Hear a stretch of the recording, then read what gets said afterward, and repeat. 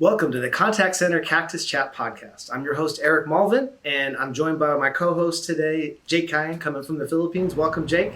Hello, hi Eric. It's been months since the last time we did this, and I'm pretty excited to do this again. Yeah, great to get back in the studio with you. He's coming from Dumaguete, Philippines. I'm out here in Tempe, and today we're going to be talking about why is the Philippines one of the leading hubs for outsourcing. There's a reason why when you think of outsourcing and you think of some people answering the phones not in the U.S., the first place that comes to mind, or one of the first, is the Philippines. So why is that? So Jake and I were going to be diving in that today and talking about that. Like, what are some topics people can expect to hear today? Yeah, because if you question why is it the Philippines? There's so many places that they can try to do it, but why is it like the Philippines has this the industry is one of the most rapidly growing in the country, and here's the reason why. So number one, we can talk about how people in the Philippines got the English language. So to start with, we were colonized by the Americans for 48 years. And that really gave us the first of all, we our some of our grandparents are really speaks really good English, and for that, the family culture alone, when somebody who has that knowledge and skills will be passed on to the next generation.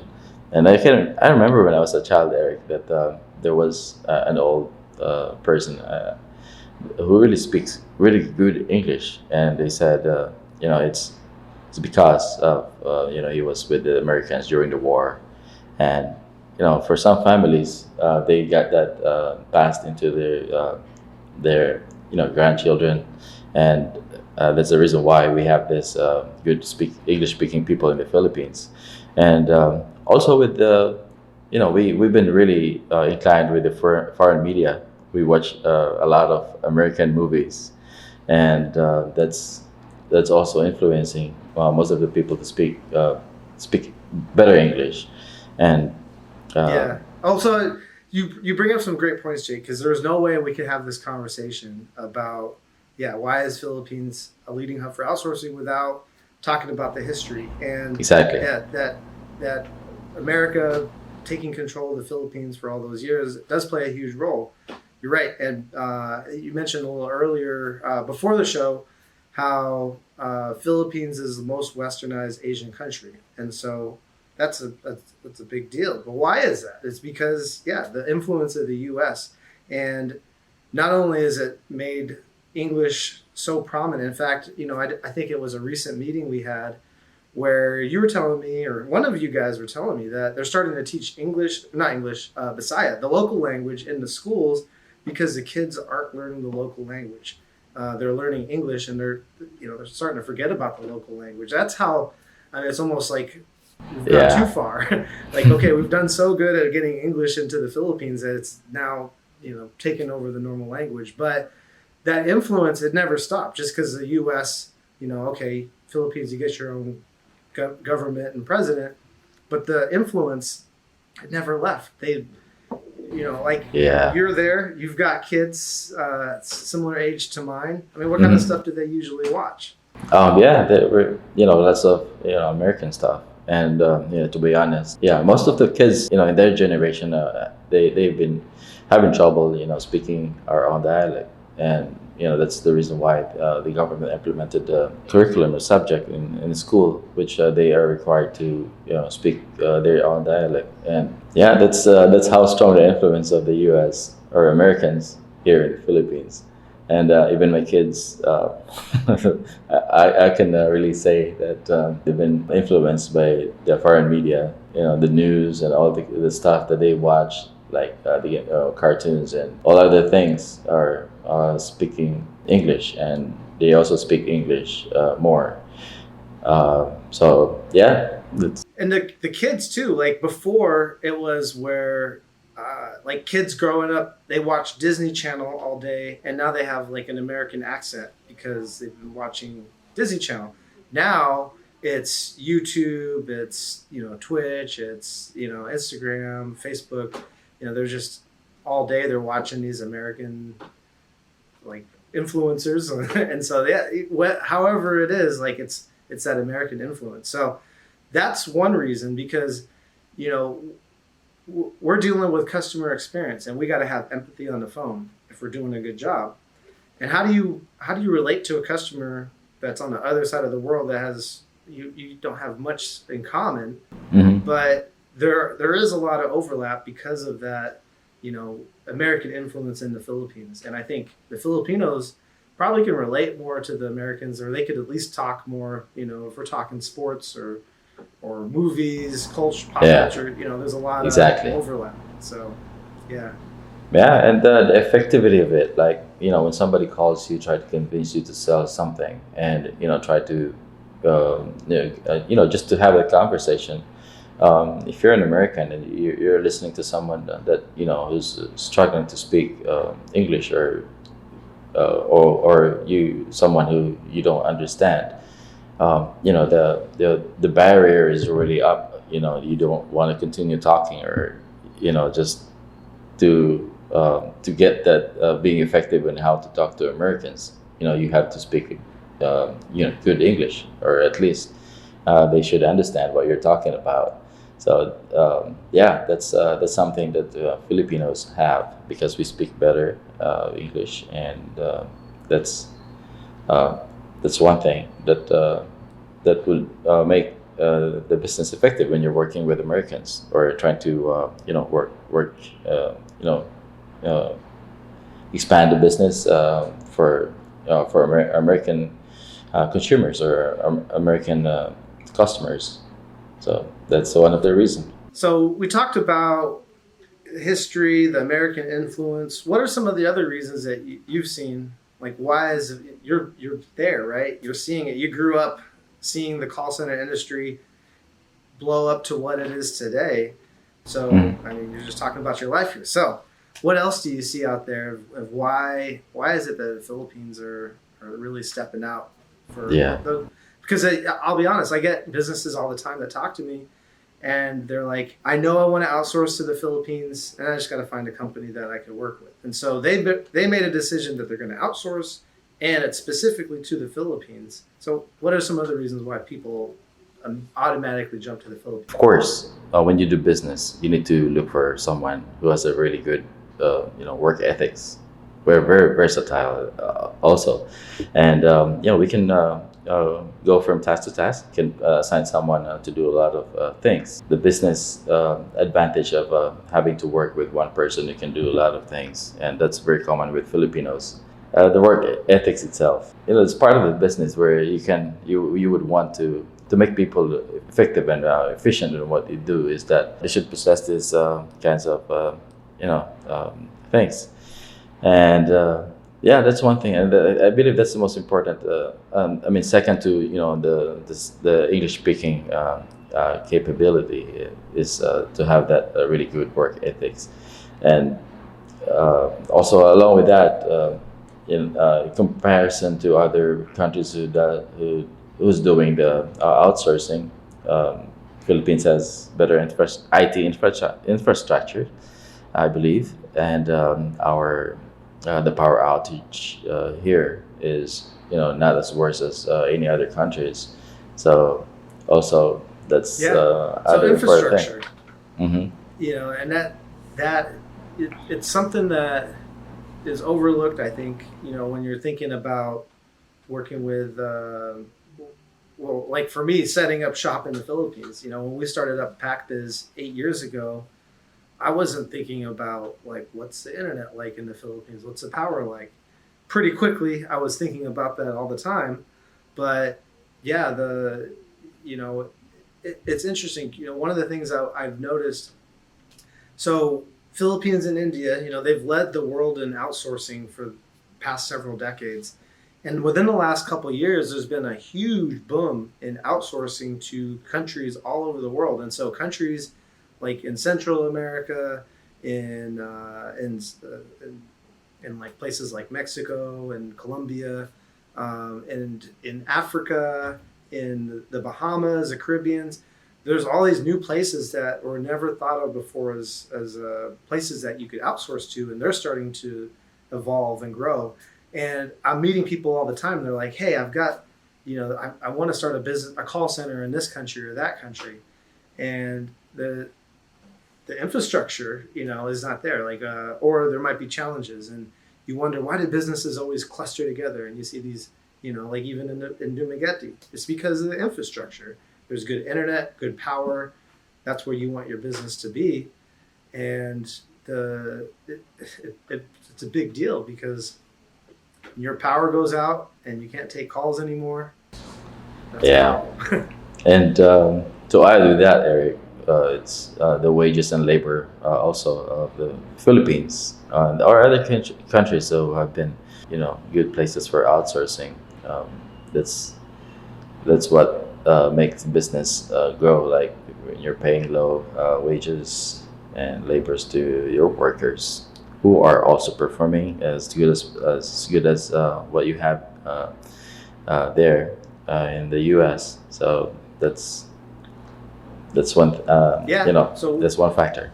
and that's interesting too because I want to do a little bit of comparing Philippines with some of the other countries, and again, that's how the Philippines really got their start in outsourcing, and I think India as well is because of that low wage, low labor costs, and that's where the really interesting thing is because these other countries that are starting to come up, they're cheaper, they're coming in even lower price, lower wages, lower labor, and so it's interesting to see because that was a competitive advantage for the Philippines, but maybe today, that might not be. I know that like Pakistan, for example, it's another country that's just starting to really boom in outsourcing, but we're seeing firsthand effects.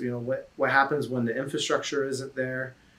Businesses they're getting the experience they're looking for, but maybe the calls drop all the time, or they have like the agents can't take calls, so that's a big deal. But going back to the labor, so where do you see like with labor costs increasing in the Philippines? Because if you've been in the call center industry for 10, 20 years, your wages are going to be higher, right? You got people with lots of experience.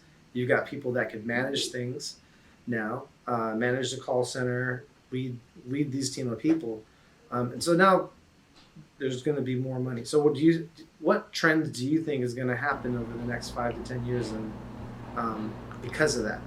Um, I would like to compare Philippines to India and other country.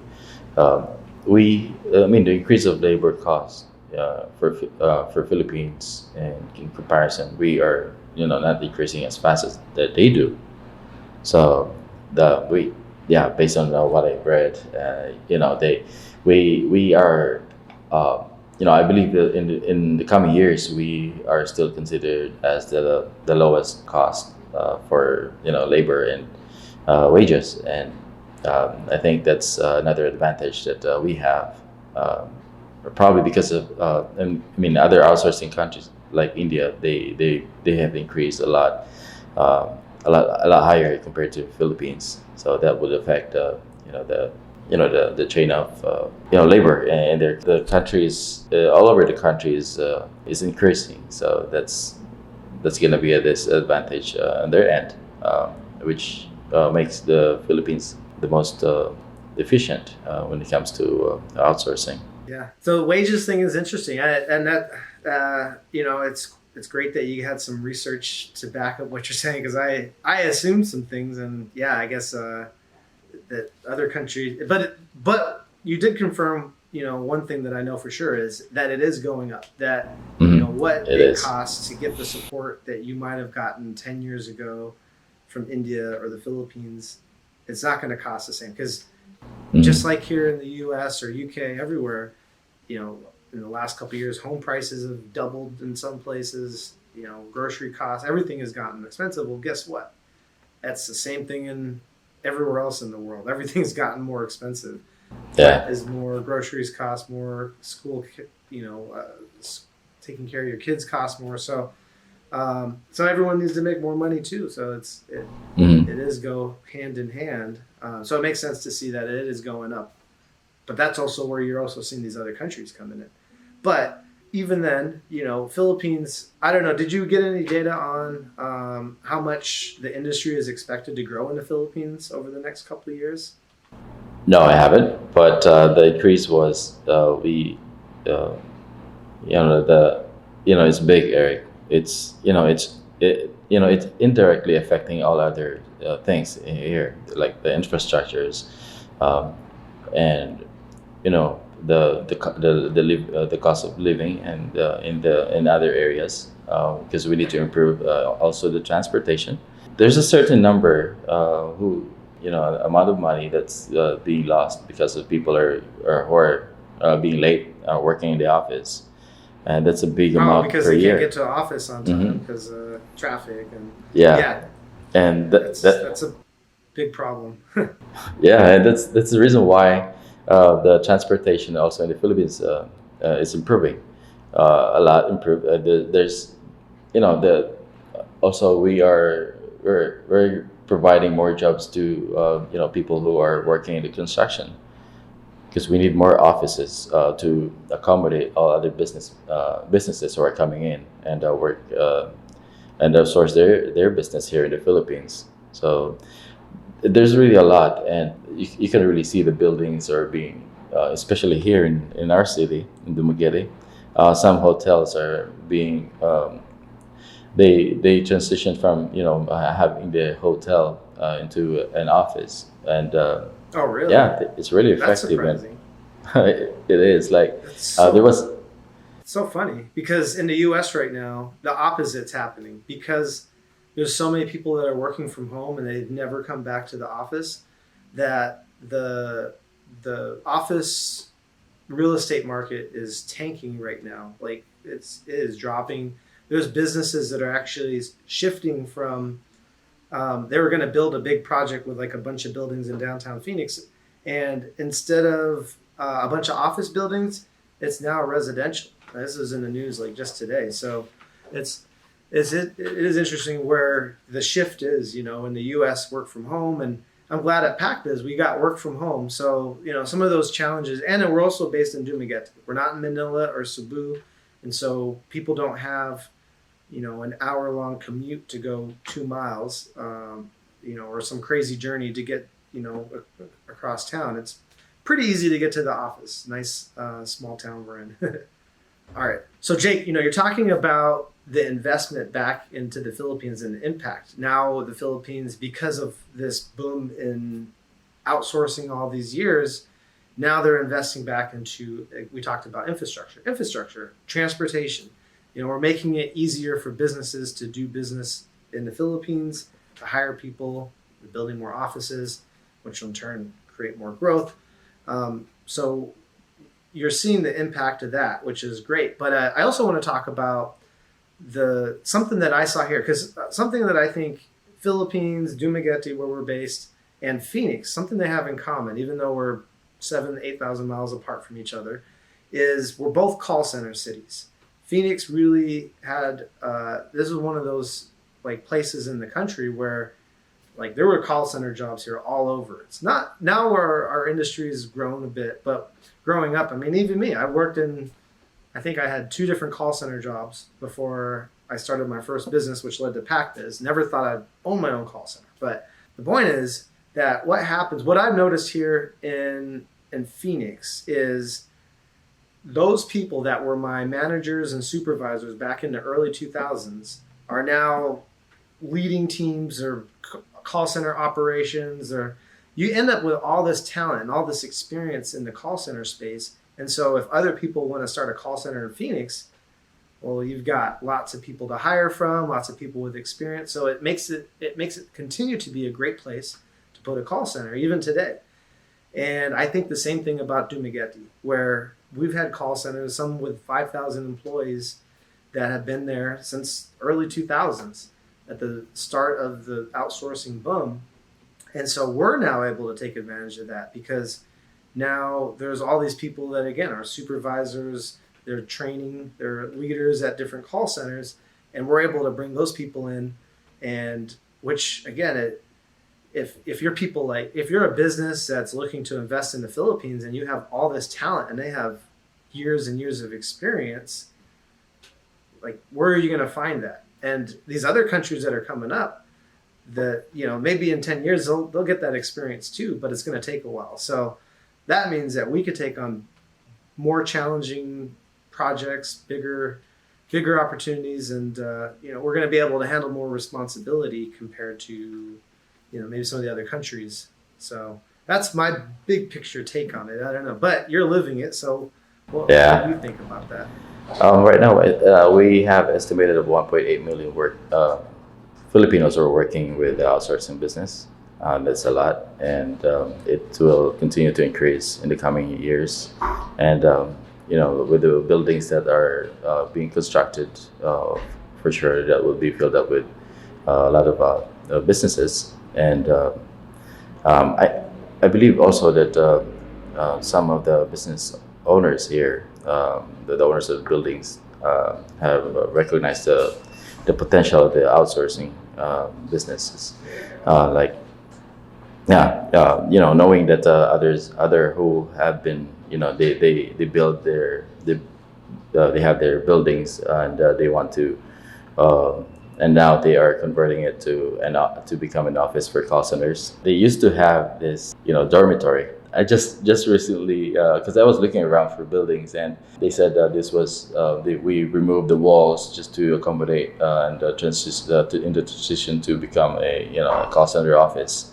Yeah, they recognize the potential, and that's also one thing. These people are looking after what's gonna come next, and I know they see this business as the future of the country. That's great. And it's great that I think because of Philippines having the call center industry for the last couple decades, now you've got people that they could make that investment. They see what's happening, and it makes the Philippines more ready, more equipped to handle more. Because if we didn't have the office space, if we didn't have the infrastructure, those are big deal. Like if we didn't have the internet capacity, when COVID started to have people working from home, we would have been stuck. No one could have come to the office. It would have been, so that's all that infrastructure stuff is so important. So, which seemed like that was the theme of this episode is, so that's a big reason,